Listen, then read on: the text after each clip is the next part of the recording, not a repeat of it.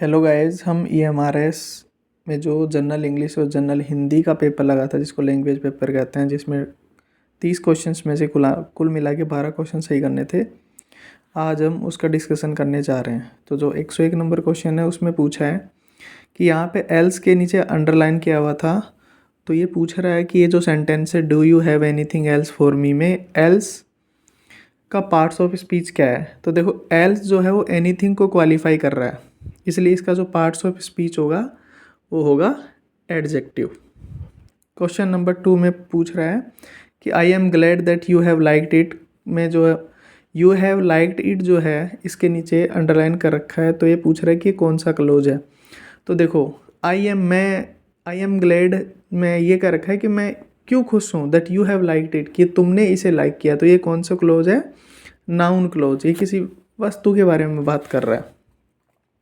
Question number 3 देखो identify the meaning of the underline idiom use in given sentence.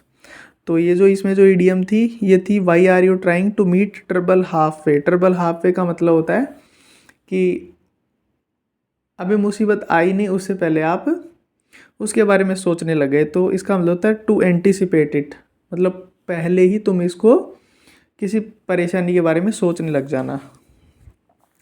फिर इसने पूछा है कि जो डेविएंट है इसका नियरेस्ट मीनिंग क्या है। तो देखो डेविएंट का मतलब होता है अनयूजुअल, कोई असामान्य जो चीज़ होती है उसके लिए हम डेविएंट यूज़ करते हैं। तो इसका जो आंसर होगा वो होगा एबनॉर्मल। उसका मतलब भी असामान्य ही होता है। इसमें डेक्स्ट्रियस का मतलब स्किलफुल होता है और लाइन का मतलब होता है पंक्ति वगैरह में लगाना, और अब अवॉइडेबल का मतलब होता है किसी चीज़ को अपन अवॉइड कर देता है।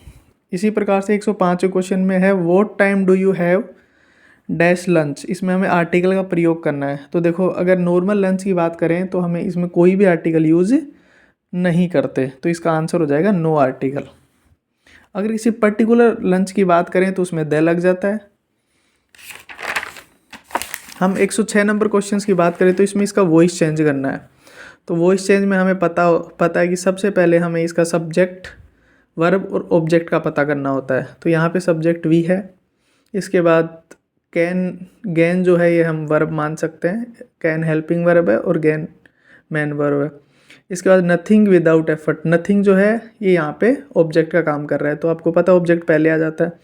तो ऑब्जेक्ट अब कैन के बाद बी लगता है, वर्ब की थर्ड फॉर्म आ जाती है। Nothing can be Gantt without efforts.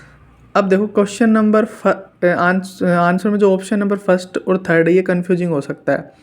तो हमें ये देखना है कि जो फर्स्ट ऑप्शन है उसके अंदर वी लगा हुआ है। अगर ये वी जो होता है वो अस में कन्वर्ट हो जाता है। अगर ये अस होता तो हम पहले वाले को मान सकते थे, लेकिन वी नहीं आएगा इसमें, तो ये गलत हो गया। तो इसका ऑप्शन नंबर थर्ड ठीक है। फिर आ जाओ 107 में, he could not get into the merit list despite of all his hard work. देखो इसका कहने का मतलब है कि वो मेरिट लिस्ट में स्थान नहीं बना पाया हार्ड वर्क करने के बावजूद भी। तो देखो डेस्पाइट के साथ कभी भी ऑफ नहीं लगता, डेस्पाइट हमेशा डेस्पाइट ही होता है। इसके बजाय आप अगर आप ऑफ यूज़ करने वाला ले सकते हो तो वो इन स्पाइट ऑफ होता है। तो इसमें कौन से पार्ट में मिस्टेक हो जाएगी? सी पार्ट में। इसी तरीके से ये 108 था, इसके अंदर ही हमें छोटे छोटे सेंटेंस दे रखे हैं, इनको मिला करके एक सेंटेंस बनाना था। तो इसमें सबसे पहले हो जाएगा दिस ईयर, ए पहले आ जाएगा, उसके बाद एज ए रिजल्ट ऑफ, इसके बाद बी आ जाएगा, इसके बाद डी हेवी रेन्स आ जाएगा, इसके बाद ई फेल डाउन आ जाएगा और लास्ट में आ जाएगा द मड वॉल। इसके बाद 109 जो क्वेश्चंस है उसके अंदर हमें ये पूछा है कि जो कंप्लायंस है इसके साथ कौन सी प्रीपोजिशन यूज में होगी। तो देखो ये फिक्स प्रीपोजिशन है। कंप्लायंस विद का मतलब होता है कि एक्टिंग अकॉर्डिंग टू रूल्स, की नियमों के हिसाब से काम करना, तो इसमें विद आ जाएगा। इसी प्रकार ये डी जनरेट जो पूछ रखा है, डी जनरेट अगर एडजेक्टिव के रूप में हम काम में लेते हैं तो उसका मतलब होता है करप्ट। करप्ट का मतलब होता है कि भ्रष्टाचार करना, तो इसका जो अपोजिट हो जाएगा वो प्योर हो जाएगा। ठीक है। इसी प्रकार 111 नंबर क्वेश्चन की बात अगर हम करें तो सुरभि बहुत ही शांत, सरल और कोमल स्वभाव वाली है। तो देखो क्वेश्चन मार्क का इसमें कहीं जिक्र नहीं है, क्वेश्चन पूछ नहीं रहा तो क्वेश्चन मार्क तो कहीं भी नहीं आएगा। फिर बात करें एक्सक्लेमेटरी, तो एक्सक्लेमेटरी का भी कोई जिक्र नहीं है, तो ऑप्शन 1 2 3 तो वैसे ख़त्म। ऑप्शन 4 पे आ जाओ तो देखो ऑप्शन 4 हमारे पास ऑप्शन होता है, शांत के बाद अल्प विराम लग जाएगा, शांत अल्प विराम सरल और कोमल स्वभाव वाली, और लास्ट में है के बाद पूर्ण विराम लग जाएगा। तो ऑप्शन 4 आंसर हो जाएगा। इसी के बाद नील कमल का सही समास वगैरह होता है नीला कमल, इसमें कर्मधारय समास है। वर्तनी की दृष्टि से कौन सा शब्द शुद्ध है, तो देखो उ फिर आधा दे, जिसको हलंत वाला दे बोलते हैं, फिर दे और आधा से, ये सही है। ना कटने का मतलब होता है अगर किसी की बेइज्जती कर देते हैं, किसी का अपमान कर देते हैं, तो उसको बोलते हैं। नरेंद्र का सही है नर प्लस इंद्र, इसमें गुण संधि है। आपने पढ़ा हुआ है कि ए और आ के बाद अगर ई आ जाता है तो ए हो जाता है, उ आता है तो ओ हो जाता है, और री आ जाए तो अर हो जाता है।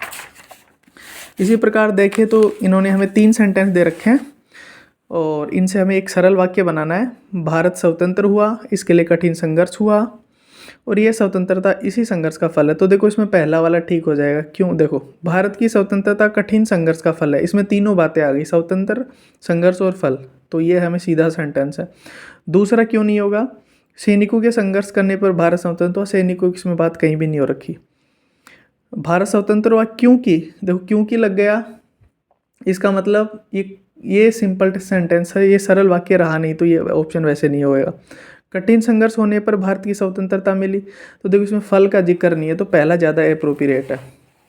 117 देखिए निम्नलिखित में से कौन सा विकल्प विलोमार्थी शब्द युग्म असंगत है, तो देखो हार का जीत होता है, लुप्त का स्पष्ट नहीं होगा, स्पष्ट का अस्पष्ट होता है, तो यही हमारा ऑप्शन हो जाएगा। समुद्र का जो पर्यायवाची है, देखो इसमें दोनों होते हैं, जलधर भी होता है, रत्नाकर भी होता है। अब EMRS पे डिपेंड करेगा कि क्या माने। कम भोजन करने वाले को अल्पाहारी बोलते हैं, सप्ताह में जो एक बार होता है उसको साप्ताहिक बोलते हैं। अब मैं हिंदी वाले पार्ट जिसकी रीजनल लैंग्वेज हिंदी के 10 क्वेश्चन थे उसकी बात करता हूँ।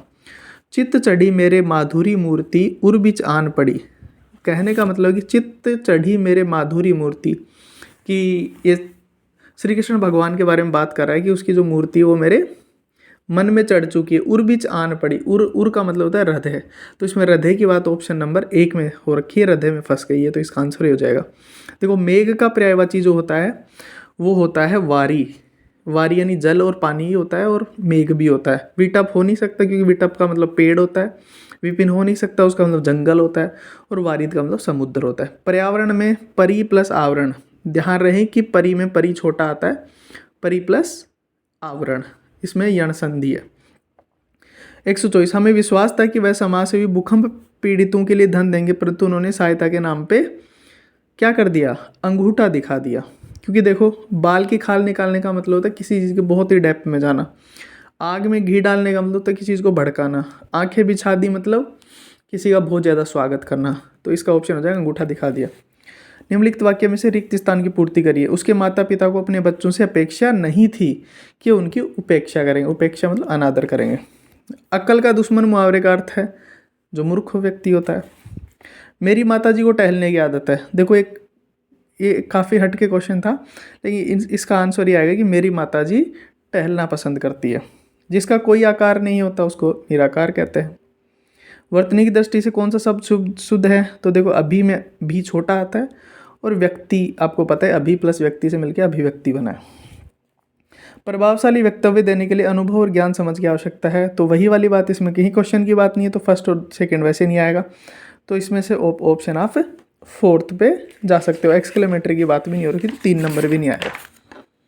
तो देखो ये हमारा सॉल्यूशन था जो होप मैंने अच्छे से करवाया है। उम्मीद है आपके इसमें 12 नंबर आप क्वालिफाई कर पाएंगे, और बाकी के पेपर का हम डिस्कशन आगे करेंगे। Thank you.